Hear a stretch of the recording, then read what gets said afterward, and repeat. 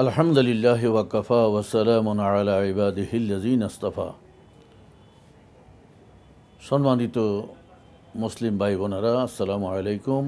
আমরা রমজানের মাস, এই মাসের ইফতার একটি বড় ফজিলতের অংশ। এই ফজিলত আমরা কীভাবে অর্জন করতে পারি, ইফতারের মধ্যে কি কি কল্যাণ রয়েছে। একজন মানুষকে যদি কেউ ইফতার করায়, বেশি কিছু না হোক, সামান্য একটু পানি বা একটা খেজুর দিয়ে যদি ইফতার করায়, তাহলে তাকেও ক্ষমা করে দেয়া হয়। কিন্তু রোজাদারের সওয়াব থেকে বিন্দুমাত্র কমানো হয় না। আল্লাহ তাআলা বিপুল সওয়াব দান করেন অন্য মানুষকে ইফতার যে করাবে তাকে।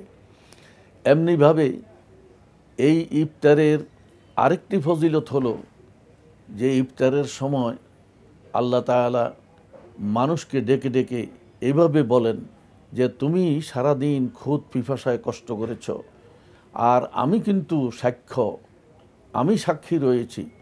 তোমার প্রত্যেকটি বিষয় আমি পর্যবেক্ষণ করেছি।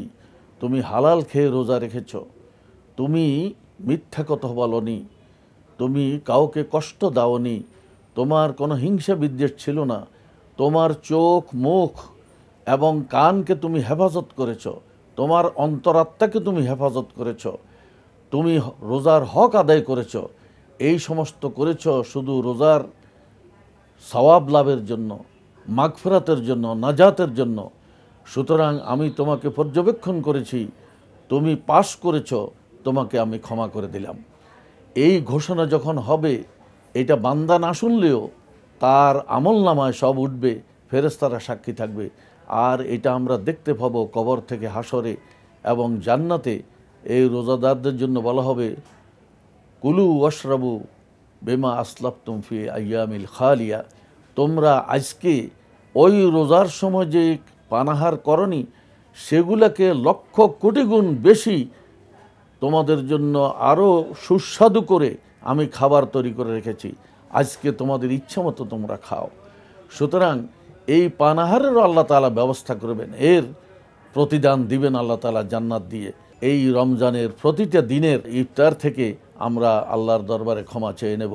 আল্লাহ পাক আমাদেরকে সেই ধরনের ক্ষমা চাওয়ার, সেই ধরনের ইফতার যেভাবে আল্লাহ রসুল করেছেন, আল্লাহর নেক বান্দারা করেছেন, সেইভাবে ইফতার করে আমাদের কল্যাণ লাভের আমরা এই সুযোগ গ্রহণ করি। আল্লাহ পাক আমাদেরকে তৌফিক দান করুন। আমিন। ওয়া আখিরু দাওয়ানা আনিল হামদুলিল্লাহি রাব্বিল আলামিন।